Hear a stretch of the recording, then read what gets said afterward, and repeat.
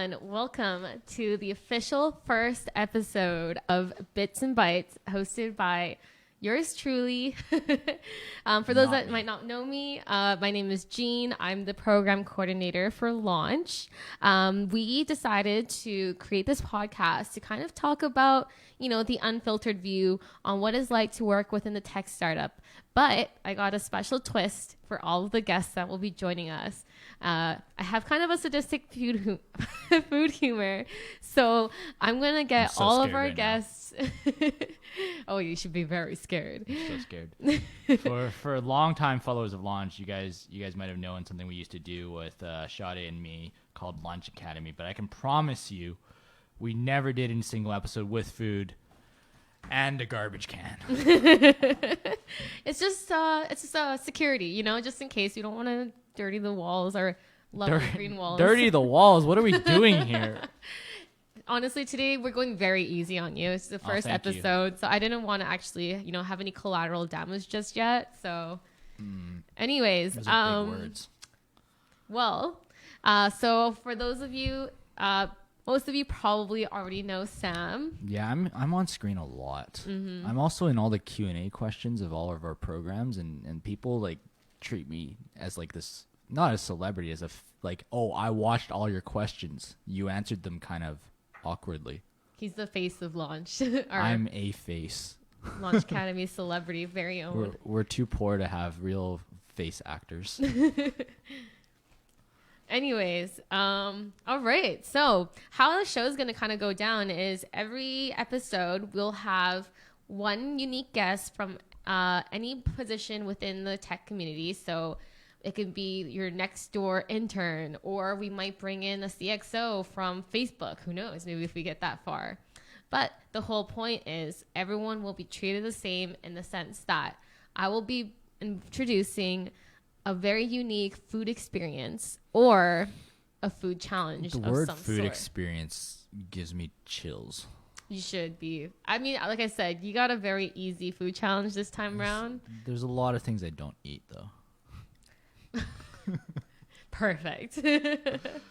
Great. All right. So, for our first food challenge with Sam, like I said, we're going very easy on him today. I think most of you guys might know this food challenge already. Chubby Bunny. Oh, oops. Let's put that wait. So, we got a bag of marshmallows here.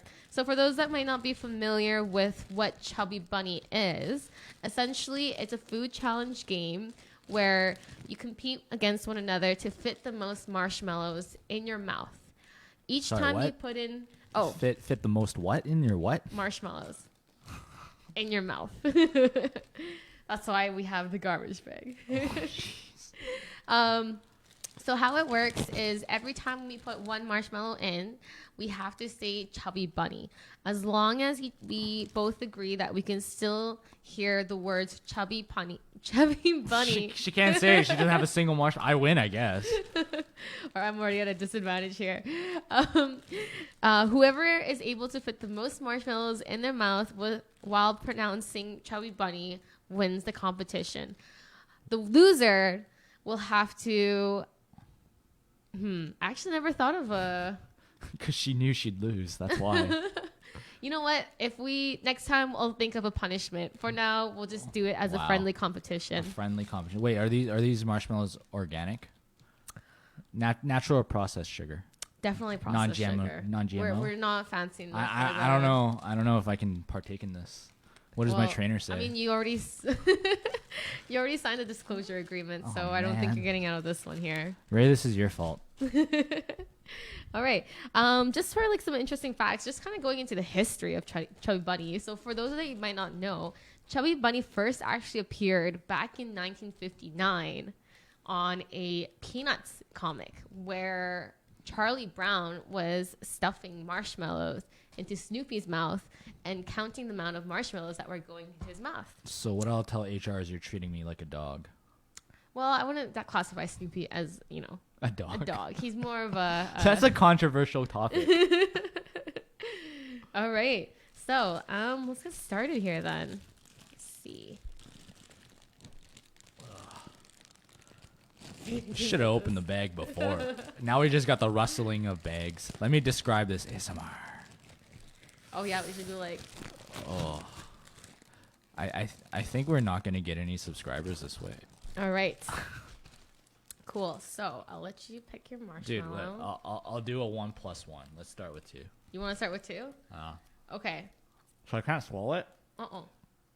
What the? Okay. Now you have to say Chubby Bunny. Chubby Bunny, Chubby Bunny, Chubby Bunny. She's gonna lose. Chubby Bunny. She's still gonna lose. Mm-hmm. This is not even fair. Like, I can have a proper conversation. And she's like she made this up, but then she's the one that's like choking already, and we're like first level. All right. It's not pleasant on the eyes though. So I gotta keep changing Chubby Bunny. Okay. Did Is you there take your anything third else? marshmallow? Yeah. So we're in marshmallow number 3. They're melting in my mouth though. Okay. That's cool. Sweet. This one's already melted. Chubby Bunny. She's so bad at this. Chubby Bunny. She didn't think this through when she made the game up that maybe I have bigger mouth than her. But there are like marshmallow bits appearing on my lips. Which isn't that pleasant. Is she tapping out?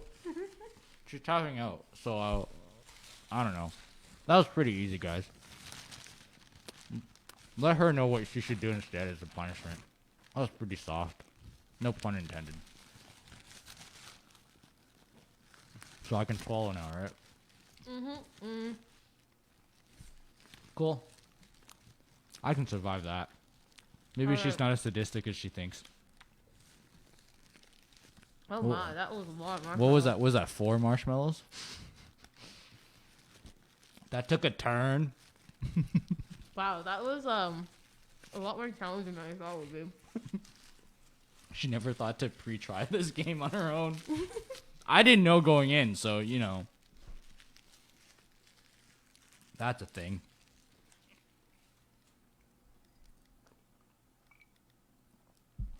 Do you need the garbage bag? No, I'm good, thank you. I actually brought this in preparation for myself. Oh my, that's a lot of marshmallows. She can't survive on air like this. So this is what we call dead air. As you're choking to death. Actually, I guess not really fun fact, but more a morbid fact. There has been 2 cases of deaths from this related challenge. From That's depressing, guys. Just chew, man. It's all good. I don't know how far they went up into terms of like how many marshmallows they got in their mouth, but you might get diabetes, but like not like this. Yeah, it's a very unfortunate freak case that happened. Sweet. Well, I'm glad the food challenge wasn't anything on the vegetable scale, so yeah, just pure sugar. As you can tell, Sam's diet consists of fried chicken, Coke, and more fried chicken. No. I've been healthier since the first show. I changed to Coke Zero. Oh, right. Sorry, guys. So you amped up my sugar intake. We got more varieties. So Sam's upgraded his lifestyle to the Coke Zero luxury. Moving on up. Alrighty. So let's get back to the actual content now. So thank you for participating in the food challenge. Awesome. I won that. Make a note. 1-0. Yes. All right. So Sam, I got a couple questions for you then. So sure. It's weird being on this side of the mic. I know, right? You're finally being on the guest. We'll interrogate you quite thoroughly. Awesome. So as out of all of us on the team, you have by far been the longest employee standing, aside from Ray. So how long has it been? 5 years or so? 5 years this January. 5 years. Wow. So what kind of, you must have seen a lot that kind of came through in and out of launch. Like, let's talk about some of the experiences you went through. Like, there's been so many things, from when my wallet got stolen here to when other people's things got stolen here to when we got our iPads stolen. So basically a lot of thefts, right? But I mean, 5 years is a long time, and I never really thought I'd stay here for 5 years, to be honest with you, but I also didn't keep track, and it just is what it is, right? Yeah. So, what's Ray doing? What's the secret? What has he done to retain you for so long? I don't know if it's anything that Ray's done. Maybe nobody's recruited me.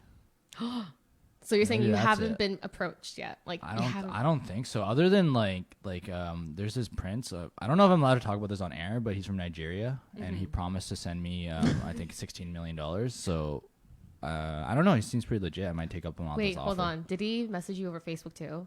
Was he yeah, wearing the blue collared shirt, stripes? I don't want to say it because I don't want to lose out on this opportunity. Oh no, I think I think I got the same message though. I don't think you're that special, Sam. Okay, another 5 years, Ray. You hear that, Ray? You got to keep him to his word. So out of those 5 years then, you must have seen a lot of companies come through, some good, some bad, some amazing unicorn level companies. Let's start with the bad ones then. Has there been any like major red flags that you've seen when you were working with several companies? Like, you don't have to name names, obviously, but let's just say names. I think when it comes to startups, and you hear this a lot when you go to lean startup talks and you go to different events, every idea can be a crazy good idea, and every idea can be a terrible idea. I think one of the red flags that we notice at launch a lot is when people are very protective of what I call the wrong things, and that's the idea itself. They don't want to talk about it. They want to keep things hidden, and really we've just seen that doesn't work. No matter what type of startup, what kind of business you're building, at the end point, your customers are going to be people. And so at some point you need validation from some sort of people. Is it true that maybe perhaps at some points NDAs are needed and whatnot? Like, I don't want to get into specifics or to say that this is true of everything. But for the most part, when you're just starting out and you don't have any customers, you don't have a product yet, like, you need to talk about it as much as possible because you're, no matter what role you're in, you're technical, not technical, whatever, you're constantly trying to convince either other people to work with you or other people to invest in you, whether it's with time or money or whatever. But you have to sell that vision, right? Because when you have no product and you have no customers, all you have is a vision. So what makes that vision interesting? I see. Is you have to talk about it. So for red flags, it's people that don't want to talk about what they're doing. And they're not excited about it. That's probably my biggest red flag. Okay. What are some of the green flags then? Because there's been some pretty notable companies that have came through, like Later, Battlefy, Clue, and then also some from Maple companies as well, like Data True. So what were some of the things that you noticed about them? Like, what made them, did you always know that they were on the way to success, or was it kind of like it just kind of happened gradually with time and with effort and participation within the community? I think some of them, like especially the Maple companies we work with, and just to give everybody background, Maple is a program that we run, free plug, that where we help international entrepreneurs actually relocate to Vancouver. But in the case of Maple companies, a lot of them already are very successful entrepreneurs in their own homelands or their original homelands. And so it's just a matter of helping them convert that success and whatever advantages they had back home, how can we recreate that here in Vancouver in their new home? But in terms of green flags, I'd say it's just the reverse. I love it when and there's people, like there's product managers here who live and breathe this and do it way better and can describe it way better than me. But I love it when people are able to build something without building it. There's lots of like lame startup terms like hacking things together or whatever. I'm not privy to the language. But just this concept of I'm going to use Google Slides or I'm going to use Keynote and kind of fake an app so that I don't have to pay a developer to see what the user experience is like, doing a lot of testing that way, getting people's money before the product's built. And I don't mean scamming them, but you're selling it so hard that you don't even know what I'm going to buy or what I'm going to make and what I'm going to sell you, but you're already giving me your money. That to me is those are signs of savvy business people.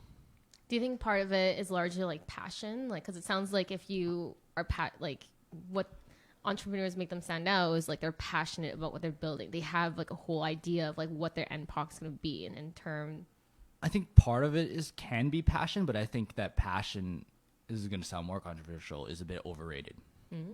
And I mean by that is there are plenty of people there, multi-time entrepreneurs, who just know how to build a product and sell it.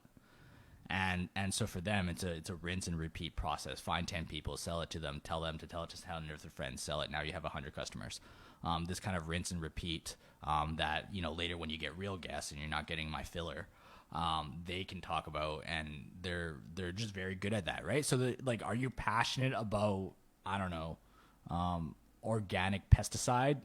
I am not sure, but people need it, and you have the ability to make it happen. Then that's what it is. But yeah, like I've seen so many people just build product, and I think the mistakes people make is, one, when we as founders make too many assumptions.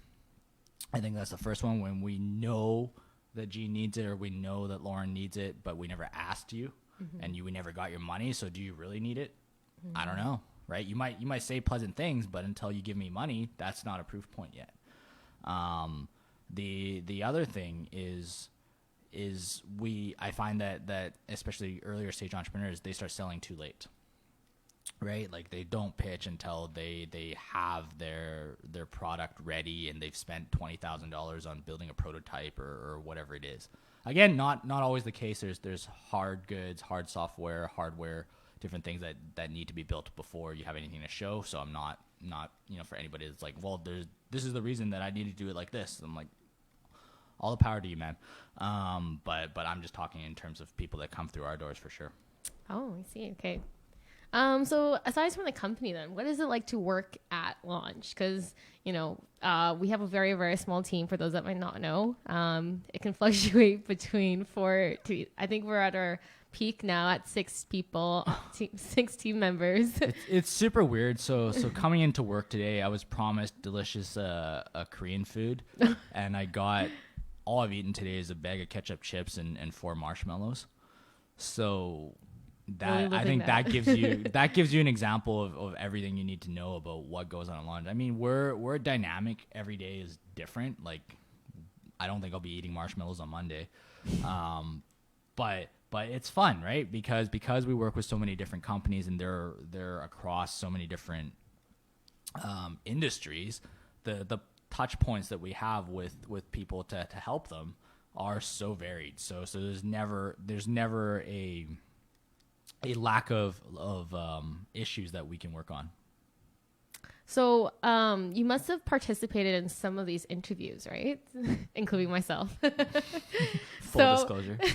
Full disclosure. So you're talking about interviewing people? Yeah. Okay, like our staff. Yeah, sure. So let's kind of start with, like, you know, talk about, you know, what were some of the, I guess, like, things that you noticed about interviews that didn't go so well? Like, what were things that immediately kind of made you decide, like, okay, this person's not going to be fit for a team like us at a startup? I think flexibility is key. I think expectations are key. I'm pretty transparent when it comes to what we are and what we're not. What we are is definitely a small, nimble team that goes and does many crazy things, whether it's something small like eating marshmallows or like at other times we've had the founder of Uber walk through our door and give a talk with press and whatever, or we're running one of, you know, the biggest conferences in North America, and that's all just day to day that we want. We need people that can not just stay in their box, and there's nothing wrong with understanding your vertical and knowing what you're good at and doing a lot of that, but this isn't the right place for that, because there's just absolutely no way that we can go from just doing social media and the next thing you know, you stick a mic in front of my face. Yeah. Just from personal experience too, like, let's just say my title is program coordinator, but This has happened. I've also been the office manager at one point, media manager. Chased any mice away yet? Pardon? You haven't chased any mice away? No, not yet. I'm exterminator, but so far I haven't come across any. So one of the really earliest well problems with launch that's no longer a problem, and people that have worked at launch kind of know this, is very early on. I think I joined in 2015 or something like that. There were quite a few plumbing issues. Ooh. And so I mean Ray's trying to be a good boss, and he's kind of like, okay, well, if you see like a toilet that's stuck, just let me know. We'll take care of it. But like if you're like, I want to help the guy, I want to be a good employee, especially when you're new, you're like, oh, I gotta show my good side. But you keep walking into those situations. So definitely when you're not flexible, when you're not willing to just work for the entity, you'll suffer in roles like this. And I wouldn't say that's true of all incubators or accelerators and things like that, but definitely small teams and startups for sure. You kind of have to literally roll your sleeves up. So actually, I feel like this is a good opportunity to ask this question. So I noticed that in our launch handbook, there is a rule when it comes to washroom usage. So I just had a question about one of them. So, there's one that was just like, don't play Angry Birds for 30 minutes on the toilet. I'm assuming, was there a backstory to this one, or? That's from our co-founder, Alex. So here's the funny thing about terms of services. Now, Alex might be watching right now, so he might have the full story. I don't know if he wants to type in the comments. But like when you're writing a terms of service, one, it's important to do because I think legally there's things that have to happen. But we all know, like, how many of you guys have read through the Apple iTunes terms of service? Nobody. I promise you. I've maybe met one person that's been like, yep, I've done it, and that's just a smart ass. But for the most part, terms of service are boring legal jargon, and it's things like that toilet thing. I think that kind of help keep us sane, right? Like that, and I think that's a very good representative of what we try to do at launch. Yes, we're doing lots of things. Some of them are very serious that involve implications of moving your family or whatever the next step of your startup is, whether you're raising money or hiring employees or firing employees, whatever. But at the same time, this is life, and we have to have fun. So that's why it's a dog-friendly office. That's why we put in weird little tidbits into our terms of service, just kind of poke fun at ourselves, like not to take it too seriously. Awesome. Okay, so let's kind of go back to working with us then, and the launch team. I'm starting to think like I should have read these questions before. Yeah. So has there been, what was like the, I don't want to say intern story. Let's just say like, team story. What was like the craziest like work day you've ever encountered? Or what is something that like was so ridiculous offhand that maybe you saw while working here and that you just, that was caused by a teammate or something? It could be something funny. It could be something really off, something really weird. Nothing really that exciting comes to mind. I'm trying to rack through my brains because for those that aren't in Vancouver that are listening to this, we live in the heart of Gastown, and Gastown is a very vibrant community in Vancouver. Very vibrant. But I use the word vibrant very deliberately. It's vibrant in that it has a lot of culture, there's a lot of food, there's a lot of pubs, and just a lot of things to do. But just across the street from that is one of the poorest communities in Vancouver. And because of that, there's a lot of mental health issues, there's a lot of poverty, a lot of people, panhandlers, all that kind of stuff. So in our area, like any given day, anything weird could happen. And I'm trying to rack my brain through weird experiences or different experiences. I think one that comes to mind is every now and then, and I haven't seen him for a couple of years now, so maybe I'm a little bit worried. But I think every couple months there's this one younger guy. I think it was a guy. I can't really remember. But they would come in and be selling chocolates. Oh. And they just come up, and I mean, like, yeah, it's solicitation, but also you knew he definitely had some special needs. So he'd come by and sell chocolates every couple months, and people kind of got used to just him walking through the door and being like, chocolate. So you see stuff like that. I'm like, hey, when you think about it, we're a place of startups, a place of businesses. He's just trying to hustle. So that, I think that's a simple example for you. Another example that is much more painful and funny to me because I wasn't there. But one year when we had a special VIP group that we decided to actually take out for a boat ride, and by boat ride I mean cruise. But there was some malfunctioning in either it was weather related or it was boat related. But I think it was like 200 to 300 of our fanciest guests were stuck on a boat for 4 or 5 hours. But from my understanding, they were fine because it was open bar. So, but that's definitely one of the things that we've seen that we'd like not to recreate. One time for the lore is enough. Yeah, write that down on the launch history mementos. All right, so let's see.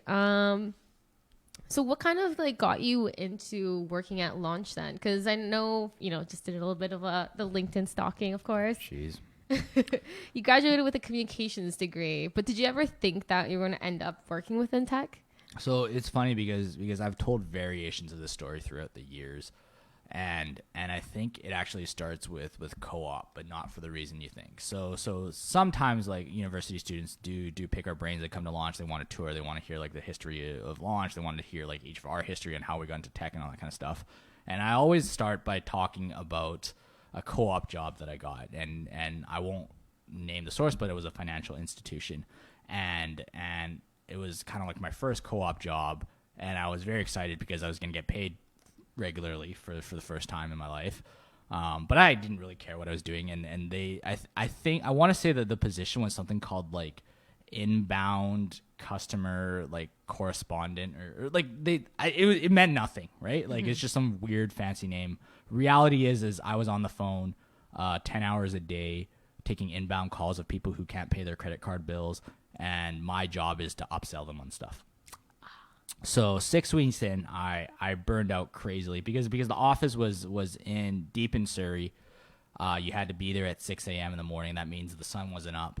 Because I ran 10-hour, 4-day shifts, I left at 6 p.m., which means that I never saw the light of day, like literally never saw the light of day.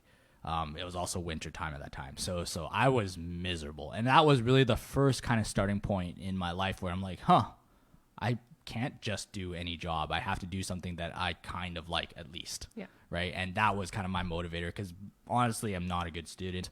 I was like moping my way through classes.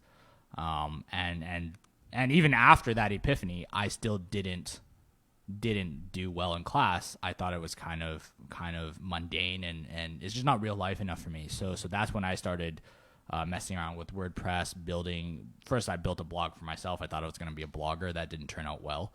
I was going to be a blogger boy. But from that experience building a blog, I pretended like I had a job, even though I was, typing stuff on WordPress like so many teens at that time. And then I got myself into different tech roles. The other thing that I did was there was a communication course with a prof. And his class was, frankly, very boring, like all the other classes. But the stuff that he did outside of class was interesting to me. So I remember, like, actually talking to the prof. And that's a hint for anybody in university. If you're there anyway, make use of the connections, whether it's people around you or the profs or the TAs or whatever. Because that's much more valuable than the grade or the Wikipedia stuff that you're going to get out of the class. And he was the one who actually hooked me up with my first tech opportunity, and it's kind of, history from there. Wow. So I guess what would your advice be aside from, for what made you... Okay, so you got your first tech opportunity. So then after that, I'm assuming you had a little bit more options now. Like you knew which direction you were going. You knew that you kind of wanted to work within tech. What made the companies that you worked with previously like appealing to you? So for those that are like, looking to hire on students or people like, new graduates that might not kind of have a distinct idea of what they're looking for just yet, but they know that they want to work in tech. You want the real answer? Sure. Let's hear the real answer. The real answer, what all those companies had in common is they hired me. Oh, okay. Right? Like, because I think, and I sound like a grandpa when I say stuff like this, but definitely our parents and our parents' parents, they had less options than us, and people that are younger than us listening to this, they're going to have more options than we do or did. But I think you can get into this hole of too many choices and not knowing what to decide. Like, I get asked a lot. It's like, how do you know this is the right decision? Or I have 2 startups. Which one should you go with? The answer is just either do both at the same time and see which one you're interested in more and which one finds traction first, or just pick one. The faster it fails, the faster you can get on to the next one, right? So when it comes back to your original question of jobs, like, I literally have said, I've never turned down a job in my life. I've said yes to anybody that's hired me, which makes me sound a little bit like whatever, but I also believe that like the job with that financial institution, I didn't like it. I quit. But to this day, I still reference that as the starting point of my tech career, because what I learned was that I hated it so much, I had to move my butt to actually do something that I liked doing, right? So a lot of it is trial and error. So when you're just starting your career out, just take any job, right? Like, I also hear that a lot of people, like, they're in high school, they're like, oh, I know I don't want to work for someone, I want to be my own boss. But dude, you've never worked a day in your life. Like, go work at McDonald's, go work at Old Navy, whatever, and you're going to experience a lot. Actually, like, working in retail is my number one advice, whether it's retail or some sort of customer service thing, be a server, go work at White Spot, whatever, because you're going to realize that, like, not everybody's nice to you, and you start to build thicker skin. Yeah, great advice. So I guess, what advice do you have for the companies or the hiring managers? Like, how would they find a Sam if they're going through, I'm not sure they do. I'm not sure they want to. Well, how about this? When you were, hiring to fill positions within Launch, what were some of the key qualities and that kind of like made you realize, like, oh, okay, like, oh, actually, no, I guess we did cover this. Someone that's flexible and like open-minded. Yeah, someone that's flexible, but I think the key part is you're always trying to figure out expectations and motivation, right? Like, what does this person want to do in your company? Do they want it for the paycheck? And I say that tongue in cheek because some people think that hiring someone for a paycheck is the wrong reason because it's not idealistic enough. I don't necessarily agree with that, because everybody has different needs. Everybody has different financial situations. Fact of the matter is, rent in Vancouver is high. You want to live a certain lifestyle, and you're motivated to work hard to do that. But that understanding from day one is important when you're going into hiring. If you're trying to hire someone that's going to live and breathe your company, then that's a different motivation, and you understand that they'll be happy as long as the company does well. But if it's someone with a paycheck, it's actually easier to manage, because as long as the monetary motivation keeps coming, then they're going to be good and they're going to work hard for you, right? So motivation is a big one. And then I think a kind of side rule that we have, both Ray and I, is we just don't like working with jerks. We like working with people we like hanging out with, right? Not necessarily like we have to be best friends or anything like that, but you're going to spend 40 hours a week with these people that you're beside, right? You should at least be able to, I'm not going to say tolerate, but like we should be pleasant to a degree with each other, right? Like, we should have a good working relationship, and even to that degree, it's the same for companies that we work with. We work very closely with them. We get to meet their spouses, their kids, all that kind of stuff, and it just makes it so much better when it's people we like. And so that's something that I'd never put down on a piece of paper, but it's reality. So and it goes the same both ways, right? Like, if you're looking for different works, different opportunities, you have to figure out that sometimes it's not the title or the role or the sector. Like, oh, I really want to work in sports, so I'll just be the ball boy at baseball games or whatever. Like, but you never get to talk to anybody or do anything. You just pick up dead balls. Other than that, it's like, who are you working with? Do they care about you as a person? Like, do they care about your future? Awesome. That's pretty good advice.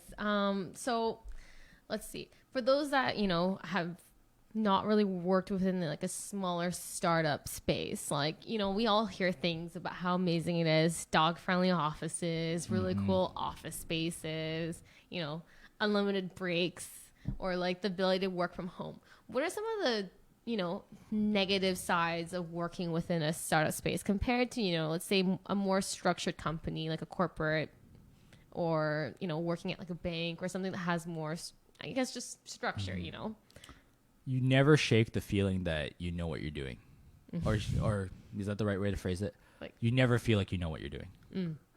And I think that's part of the struggle is 5 years in. A lot of times when I'm in a panel in a conversation, I can feel inadequate, right? Like, I don't know this topic, right? Like, I've never done X or I've never done Y personally. I've talked about it a lot. But when you're in small teams, you kind of have to step up and, you know, if you got two founders and one does the technical work and one does what we call everything else, but, you know, your major could have been in marketing, but suddenly you're doing books, you're doing accounting, and you're doing stuff that you never thought about, right? I just did quote marks for those listening. And you just kind of have to tough it out. But, you know, you do that, and let's say your startup becomes like a semi-successful business. It's you know, surviving you and your family for 5 years. But do you consider yourself knowledgeable in running the numbers of your company? You might not feel like it, right? But the fact of the matter is you have 5 years experience running that. So that's one of the hurdles you get over is you have to have a lot of pep talk to yourself about self-confidence.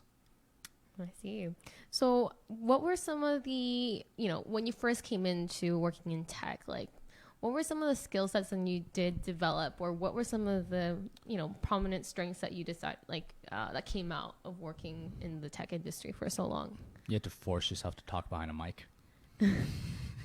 We're doing that with you right now, that is right? Unexpected, but yeah, I never thought I was going to come hosting a podcast when I first started working. There you go, right? It's full of different expectations. Is I think the nice thing about where we are and what we do, is that we have the ability to learn things in areas that we're interested in.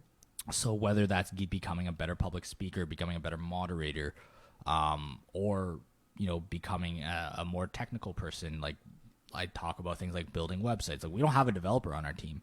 Somebody on our team, you know, does all that technical stuff, making sure our website's up, making sure our Wi-Fi's up, right? Like these are all things that you just kind of have to pick up, and those are things that you can tangibly move on. Like, yeah.